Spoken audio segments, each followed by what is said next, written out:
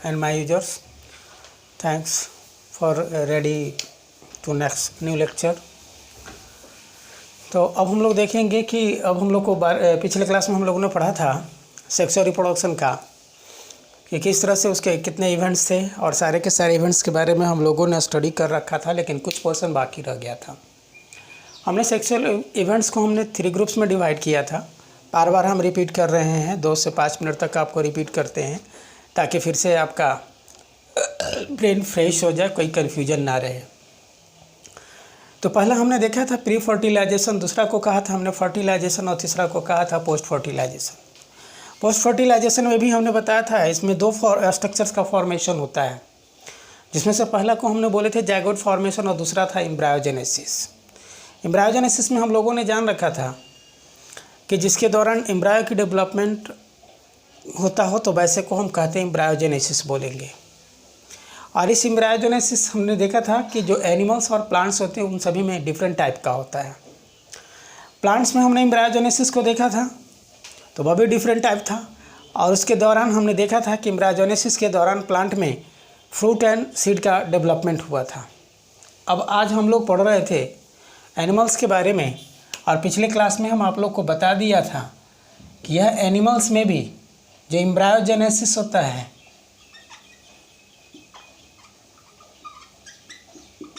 वह 3 टाइप से होता है। जो एग लेइंग एनिमल्स हैं,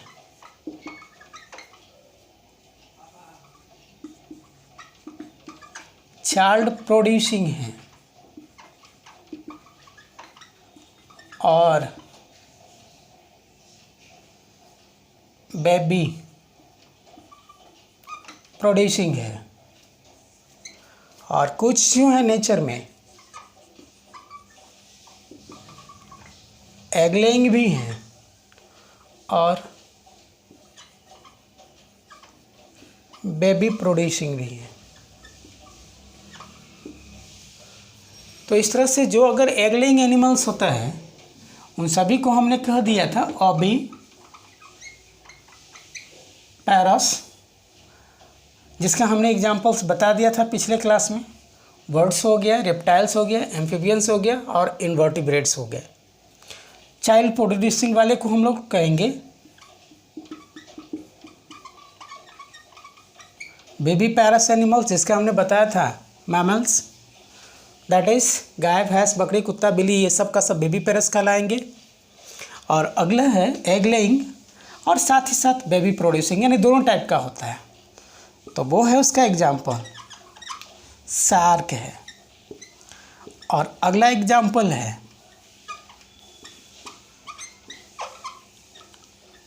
रेटल स्नेक। तो इस तरह से हम लोगों ने देख लिया कि ओविपेरस भी होते हैं, यानी कुछ जो ऐसे एनिमल्स हैं, यानी some of them animals of the nature which are always produce offspring as egg as well as baby और young body like, so that it is said to be ovoviviparous. तो वैसे को क्या बोलेंगे? ओवो बीबी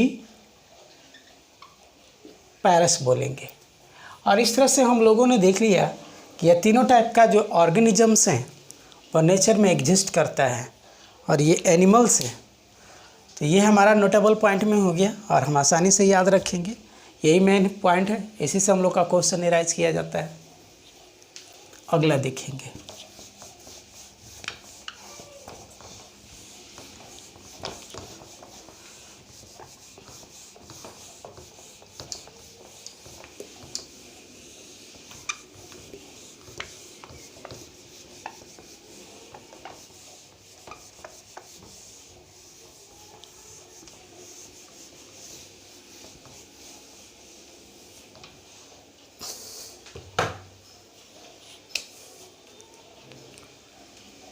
अगला देखेंगे हम लोग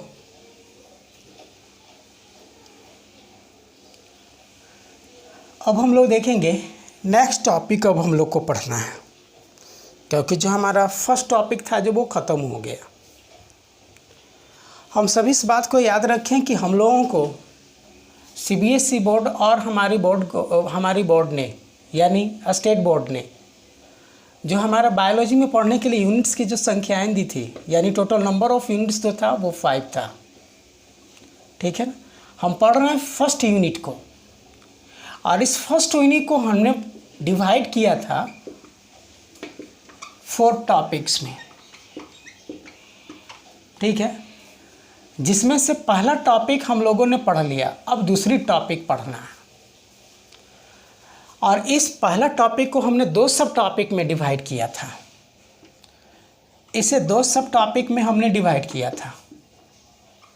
सब टॉपिक फर्स्ट में था ए सेक्स और रिप्रोडक्शन, देखेंगे आप लोग अपनी कॉपी में, और सेकंड में देखेंगे सेक्स और रिप्रोडक्शन। यानी कितनी अच्छी बात है कि यह जैसे ही हम लोग ख़त्म करते हैं तो अल्टीमेटली हम लोग को सेक्स और रिप्रोडक्शन ऑफ फ्लावरिंग प्लांट्स में एंट्री करने को बोलता है। तो देखते हैं कि हमारा सेकेंड जो टॉपिक का नाम है, टॉपिक सेकेंड का नाम है सेक्स और reproduction in flowering plants.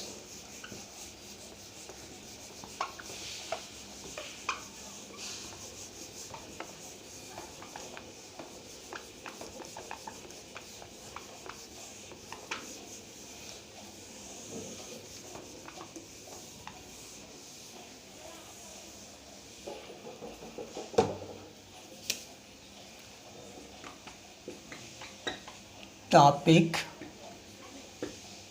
2 sexual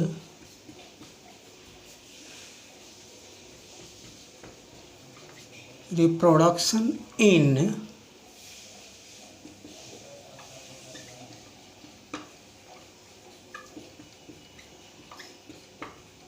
plants. ठीक है, इसके पहले हम लोग पढ़ रहे थे, टॉपिक फर्स्ट पढ़ रहे थे। ठीक है, जिसका नाम था reproduction in organism.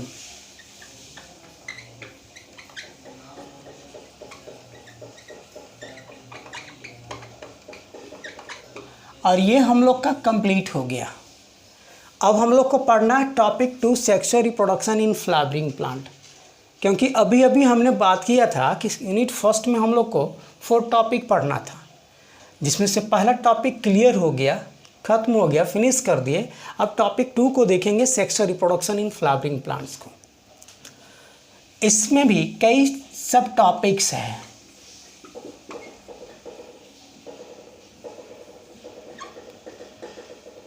That means हम कह सकेंगे कि जो सेकंड टॉपिक है वह भी कई सब टॉपिक में डिवाइड कर दिया गया।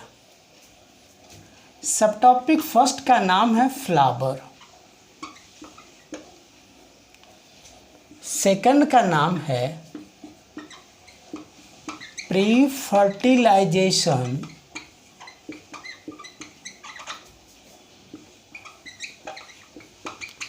Events and structures. टॉपिक 3 का सब टॉपिक 3 का नाम है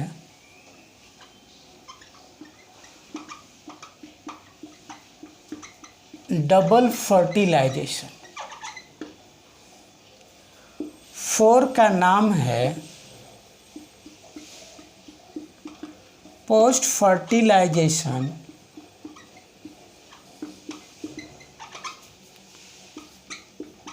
structures and events. Last sub topic का नाम है polyembryony and amphimixis.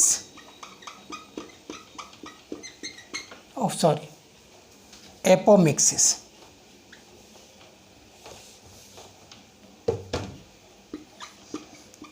Apomixis.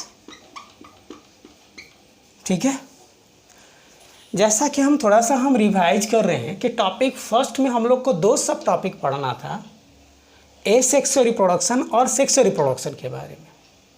तो जब हम ये 2 सब टॉपिक इसका क्लियर कर दिए तो ये हमारा टॉपिक फर्स्ट फिनिश हो गया।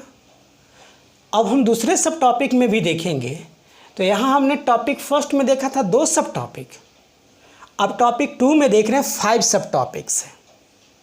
आप अपनी एनसीईआरटी बुक को निकालिएगा और देखिए कि सारा का सारा सब टॉपिक आपके एनसीईआरटी बुक में मेंशन है, हाईलाइटेड है, और इसे हम लोग पढ़ेंगे।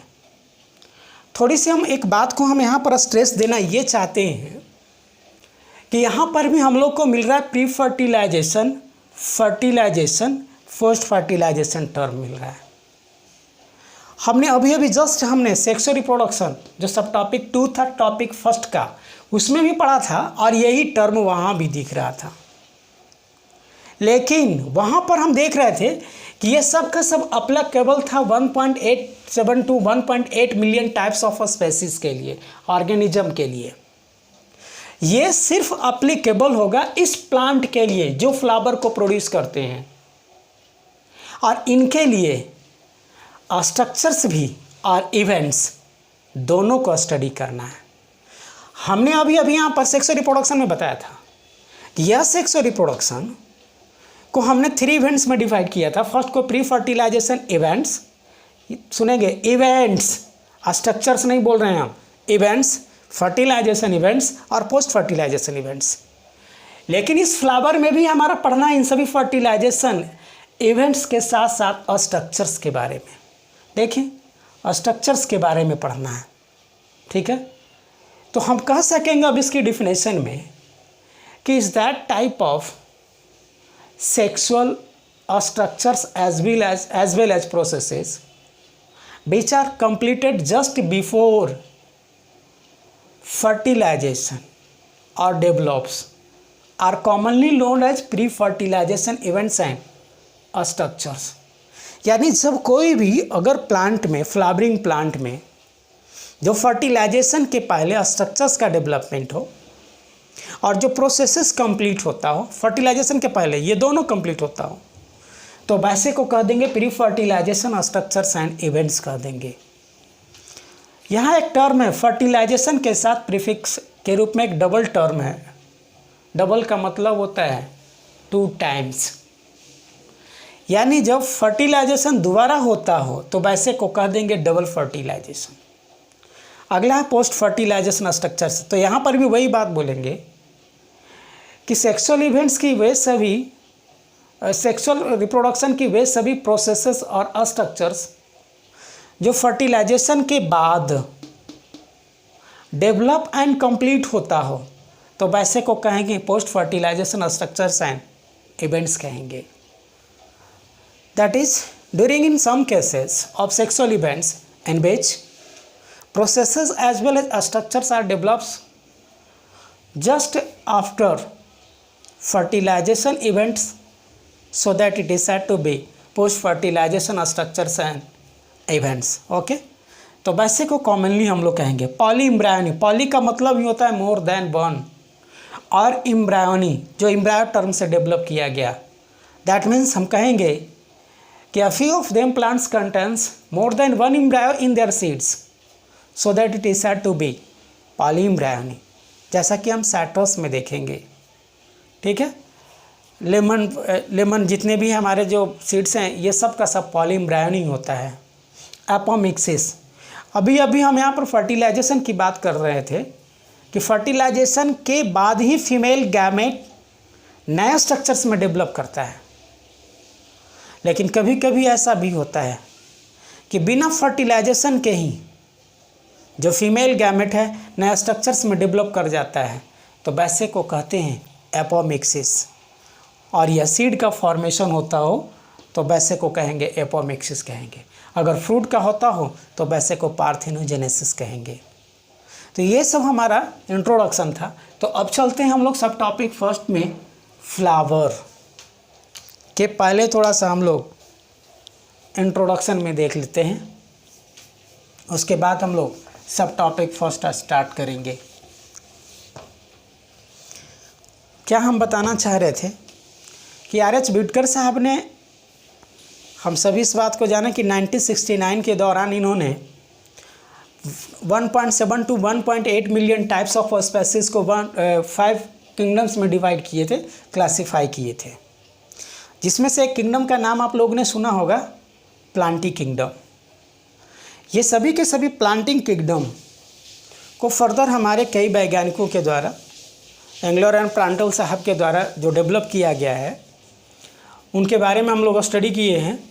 और उसके बाद जो उन्होंने जो एक नया क्लासिफिकेशन दिया है प्लांटी किंगडम के लिए, तो उसको हम लोग देखा था और हम बात भी किए थे थोड़ा सा इसके पहले, जब हम लोग बात कर रहे थे ये क्या बोलता है gametogenesis, cell division for gametogenesis. तो वहाँ पर हमने थोड़ा सा बात किया था, क्योंकि वहाँ पर हैप्लॉइड और डिप्लॉइड ऑर्गेनिज्म को आइडेंटिफाई करना था, पहचान करना था, तो हमने वहाँ पर बात की थी। आज भी हम थोड़ा सा यहाँ पर कर रहे हैं, ठीक है ना। तो यहाँ पर हम लोगों ने देखा था कि जो प्लांटी किंगडम था, इस प्लांटी किंगडम को हम लोगों ने फर्दर 2 ग्रुप्स में डिवाइड किया था, और वह भी डिपेंड कर रहा था फ्लावर डेवलपमेंट के आधार पर। तो वैसे को हमने कहा था नॉन फ्लावरिंग और दूसरा को कह दिया था फ्लावरिंग। नॉन फ्लावरिंग को बॉडी डिफ्रेंशिएशन और कम्प्लेक्सिटी के आधार पर इसे हम लोग डिवाइड कर दिए थे 3 ग्रुप्स में। पहला को कहते थैलोफाइटा, दूसरा को ब्रायोफाइटा और तीसरा को टेरिडोफाइटा कहते। इस फ्लावरिंग प्लांट्स को यहीं पर हम लोगों ने 2 ग्रुप्स में डिवाइड किया था। एक को हम कहते जिम्नोस्पर्म और दूसरा को कहते एंजियोस्पर्म्स। दूसरा को क्या कहते हैं, एंजियोस्पर्म्स कहते। जिम्नोस्पर्म्स में भी कई ग्रुप आएंगे, कई उसके क्लासेस हैं, और एंजियोस्पर्म में भी। तो यहाँ पर ख़ास तौर पर जो हम लोग को पढ़ना है वह एंजियोस्पर्म्स के बारे में पढ़ना है। किसके बारे में पढ़ना है, एंजियोस्पर्म्स के बारे में। फ्लावरिंग प्लांट तो है, लेकिन मेनली पढ़ना है एंजियोस्पर्म्स के बारे में पढ़ना है, जिम्नोस्पर्म्स के बारे में नहीं पढ़ना है। तो एक यहाँ पर एक बात हम लोग याद रखेंगे कि यह जो हमारा सेक्सुअल रिप्रोडक्शन मेनली जो दिया गया है 12th में, वह सिर्फ रिप्रोडक्टिव पार्ट्स का स्टडी करना होगा, तो एंजियोस्पर्म्स का। और एंजियोस्पर्म्स का आप सभी लोग एग्जाम्पल्स जानते ही होंगे, जीभ पर याद ही होगा। जो जीवन से लेकर के ज़िंदगी के साथ साथ मृत्यु के अंतिम क्षण तक जो साथ निभाने वाला है, बस सब का सब एंजियोस्पर्म्स है। क्या बोला हमने, 3 टर्म्स का यूज़ किया हमने, जिंदगी से जीवन से लेकर मृत्यु तक साथ निभाने वाला वो प्लांट है, तो वो कौन है, हमारा एंजियोस्पर्म। कोई डाउट नहीं होना चाहिए। एक्सेप्शन तो हर एक जगह हम तो पहले ही आप लोग को बोल चुके हैं कि बायोलॉजी में अगर एक्सेप्शन नहीं तो वो बायोलॉजी नहीं होगा, और बायोलॉजी है तो एक्सेप्शन ज़रूर ही होगा, ठीक है। तो उसकी परसेंटेज और जो देखा जाता है उसकी परसेंटेज वो बहुत कम होता है, इसलिए उसको हम लोग इग्नोर करते हैं, नेग्लिजिबल मानते हैं, बाद में हम उसे एक्सेप्ट करके लिख लेते हैं, ठीक है ना। तो एक्सेप्शन को छोड़ देना है, ठीक है। तो हमने बताया कि जो भी हमारा एंजियोस्पर्म्स है हमारे पास है, और 3 तरह से हम लोग को वो सपोर्ट कर रहा है, जिंदगी से लेके जीवन और मृत्यु तक ये साथ निभाने वाला है। वैसे को हम कहते हैं जिम्नोस्पर्म कहेंगे, क्या कहेंगे, सॉरी एंजियोस्पर्म कहेंगे, ठीक है। जैसे आप देखेंगे जीवन से, जिस दिन अगर हम लोग को मुंह में, जैसे ही हम लोग अपना कुछ भी अगर खाने पीने के लिए मुंह में डालते हैं, तो सबसे पहले रोटी साग सब्जी ये सब होता होगा, ये सब कौन है, एंजियोस्पर्म्स है। दूसरी बात, जीवन तक हमारी पेट के साथ साथ हमारी बॉडी को भी ढकने में भी जो मदद कर रहा है, हमारे आयासी आराम में भी जो जितने भी फर्नीचर्स हैं वह सब का सब किसके बॉडी से हम लोग तैयार कर रहे हैं, एंजियोस्पर्म्स कर रहे हैं। दैट मीन्स कहने का मतलब है, ये कॉटन का कपड़ा पहने तो यह भी कॉटन जो कपड़ा है ना, क्लॉथ है ना, यह भी क्लॉथ हमारा कॉटन प्लांट से यह डेवलप किया जाता है, उससे थ्रेड से बनाया जाता है। और जितना भी एक पर्सन्स हैं, सभी प्रत्येक पर्सन्स कम से कम एक जरूर गारमेंट्स ऐसा होता है जो कॉटन, जो हम लोग का अंडरवियर में जो गंजी होता है वो हमेशा क्या होता है, कॉटन का होता है। यानी हर एक पर्सन कॉटन क्लॉथ का यूज़ करता है, और ये कॉटन प्रोवाइड किया जाता है कॉटन प्लांट से, जो किसका एग्जाम्पल है, एंजियोस्पर्म्स का। तो हम लोगों ने याद रखेंगे मरते दम तक, यानी कॉन्सेप्चुअली याद रखना है, जिंदगी से जीवन भर और मृत्यु तक साथ निभाता है। जब अगर कोई आदमी मर जाता है, उसकी डेड बॉडी को ले जाते हैं, डेड बॉडी को ले जाने के लिए बांस का बनाया जाता है, बैम्बू जिसे बोलते हो, उस बम्बू को बनाया जाता है, बहुत बेहतर से खटिया बनाया जाता है, खाट बनाया जाता है, और आराम से उस पर सुला कर करके हम लोग उसे पहुंचा देते हैं सुरधाम में, ठीक है ना। और इस तरह से फिर उसे हम लोग वहाँ पर जो जलाने के लिए जो इतने भी वुड्स हैं, जितने भी वुड्स हैं वह सारे का सारा वुड्स वह हमारा एंजियोस्पर्म प्लांट का एग्जाम्पल्स होगा। जैसे आप सभी जानते हो कि किसी भी डेड बॉडी को जलाने के लिए हम लोग यूज़ कहते हो भाई चंदन की वुड से अगर जलाएंगे तो यह स्वर्ग में जाएगा, आम की लकड़ी से जलाएंगे तो स्वर्ग में नहीं जाएगा, कुछ लोग सागवान से जलाएंगे तो वो न स्वर्ग में जाएगा न नरक में जाएगा, बीच में रहेगा। क्या सोच है लोगों की, खैर अपनी अपनी सोच है, लेकिन हम अपनी साइंटिफिक सोच के बारे में हम एग्जाम्पल्स यानी लाखों एग्जाम्पल्स हम एंजियोस्पर्म्स का याद कर लिए एक झटके में, ठीक है ना। तो ये हमारा एंजियोस्पर्म्स है, ठीक है। तो यही हम इंट्रोडक्शन में देना चाह रहे थे। अब हम देखते हैं फ्लावर, चलते हैं शुरू करते हैं। तो फ्लावर का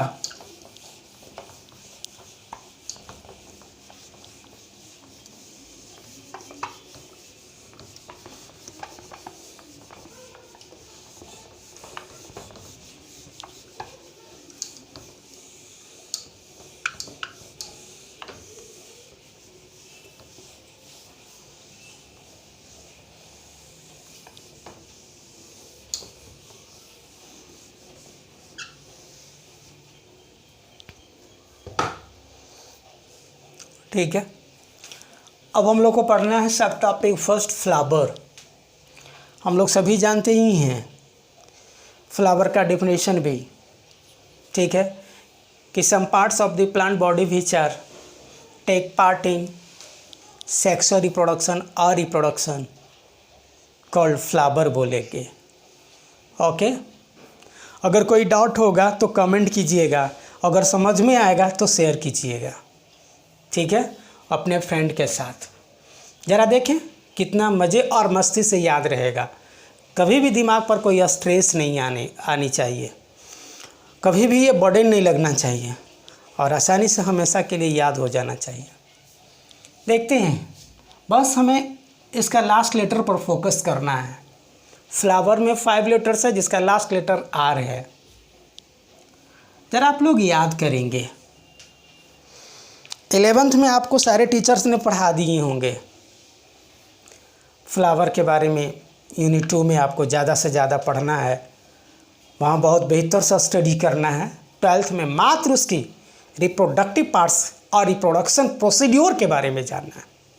हमें यहाँ पर कभी भी मॉर्फोलॉजी की स्टडी नहीं करनी है, लेकिन बहुत सारे टीचर्स लोग हैं इसके फ़ायदा उठाते हैं। 11th का पोर्शन 12th में पढ़ाते हैं और कहते हैं अरे बहुत बढ़िया पढ़ा रहे हैं, लेकिन पढ़ने वाला बुद्धू है उसको समझ में नहीं आता है, ठीक है ना। 11th में स्ट्रेटेड फॉर्म है तो क्यों नाम देता है यहाँ पर सेक्सुअल टर्म, दिख तो रहा है ना। देखो एनसीईआरटी उलट करके यहाँ पर सेक्सुअल रिप्रोडक्शन लिखा हुआ है सिर्फ, ना कि मॉर्फोलॉजी ऑफ फ्लावरिंग प्लांट्स लिखा हुआ है। और ये मॉर्फोलॉजी ऑफ फ्लावरिंग प्लांट्स लिखा हुआ है 11th में, ढूंढिएगा आप लोग, ठीक है ना। तो ये हमारा फ्लावर है, फ्लावर का लास्ट लेटर आर है। वहाँ पर आपके टीचर ने पढ़ाए होंगे कि प्लांट बॉडी को हम 2 पार्ट्स में डिवाइड करते हैं, ठीक है। एक को हम कहते हैं वेजिटेटिव पार्ट्स, दूसरा को कहते हैं रिप्रोडक्टिव पार्ट्स। यानी हम कहेंगे कि according to their body development and reproduction involvement in reproduction, plant body is divided into 2 parts. One of them is said to be vegetative, now next one is said to be reproductive. Vegetative parts is mainly take part in development and growth of the plant body, whereas reproductive parts are always involved in production of offsprings. Okay, तो इस तरह से हम लोगों ने सभी समझ गया कि जो वेजिटेटिव पार्ट्स होता है वह प्लांट बॉडी को ग्रो करने के लिए रिस्पॉन्सिबल होता है, डेवलप करने के लिए रिस्पॉन्सिबल होता है, न्यूट्रिशन प्रोवाइड करने के लिए रिस्पॉन्सिबल होता है। लेकिन रिप्रोडक्टिव पार्ट्स कभी भी ये न्यूट्रिशन और ग्रोथ प्रोवाइड करने के लिए रिस्पॉन्सिबल नहीं होता है, याद रखना है। आपके 11th में टीचर ने पढ़ाए होंगे, आप लोगों ने याद कर रखा होगा। अब वहाँ पर एक पार्ट्स लिखे थे रिप्रोडक्टिव पार्ट्स, क्या लिखे थे, रिप्रोडक्टिव पार्ट्स। रिप्रोडक्टिव पार्ट्स में आपको सिर्फ एक ही एग्जाम्पल दिया गया होगा प्लांट का, वो कौन है, फ्लावर है। इसका सिर्फ अकेला एग्जाम्पल फ्लावर है। यानी अगर कोई भी फ्लावरिंग प्लांट्स यानी एंजियोस्पर्मिक प्लांट्स है तो उसका जो रिप्रोडक्टिव पार्ट्स का अकेला एक एग्जाम्पल है वो है कौन? फ्लावर। और यहाँ पर भी लिखा है हमारे एनसीईआरटी बोर्ड के, यह हमारे टॉपिक में सेक्सुअल रिप्रोडक्शन लिखा है। यानी सेक्सुअल रिप्रोडक्शन को परफॉर्म करने के लिए प्लांट बॉडी में सिर्फ फ्लावर मौजूद होता है, फ्लावर डेवलप होता है और फ्लावर के द्वारा ही ये कंप्लीट करता है। वो भी कैसा? Sexual reproduction. याद रखना है प्यारे, ठीक है ना? एसेक्सुअल नहीं, सेक्सुअल रिप्रोडक्शन। तो हम कह सकेंगे ना कि फ्लावर हमेशा रिप्रोडक्टिव पार्ट्स होता है, तो हम इसे डिफाइन कर सकेंगे ना कि some parts of the angiospermic plant body which are mainly involved या which are mainly take part in sexual reproduction so that it is said to be flowering plants और reproductive parts also known as flower, ऐसे भी कर सकते हैं। एक बात और भेजे में हटाना चाहते हैं, अभी तो लोग हम पढ़ा रहे थे सेक्सुअल रिप्रोडक्शन। सेक्सुअल रिप्रोडक्शन में देखना तो वहाँ पर हमने लिखाया था ये ऑफस्प्रिंग को प्रोड्यूस करता है, क्लोन को कभी भी नहीं प्रोड्यूस करता है। और ऑफस्प्रिंग उसको बोले थे जो भी रिप्रोडक्शन के दौरान जो प्रोड्यूस होने वाले नए ऑफस्प्रिंग से ऑर्गेनिज्म से वह अपने पेरेंट्स से और अपने में से डिफरेंट होता है, मॉर्फोलॉजिकली भी और जेनेटिकली भी, दोनों तरह से डिफरेंट होता है। और ऐसे ऑर्गेनिज्म को हम कहते हैं ऑफस्प्रिंग। भेजा में याद रखना प्यारे, ये फ्लावर जब भी प्रोड्यूस करता है ना तो ऑफस्प्रिंग को करता है। ये कभी भी क्लोन का प्रोडक्शन में इन्वॉल्व नहीं होता है, नहीं होता है, नहीं होता है। याद रखना है, ठीक है? आज का लेक्चर यही तक, फिर अब नेक्स्ट डे को मिलेंगे हम। बेहतर से स्टडी करें आप सभी लोग। पसंद आता है तो शेयर कीजिएगा, ना पसंद आता है तो बस पढ़ते रहिए, ठीक है ना? क्योंकि इससे बड़ा कुछ तो है नहीं, सिर्फ पढ़ना है, फ़ायदे पहुंचाना तो है नहीं, ठीक है? तो थैंक्स इसी के साथ।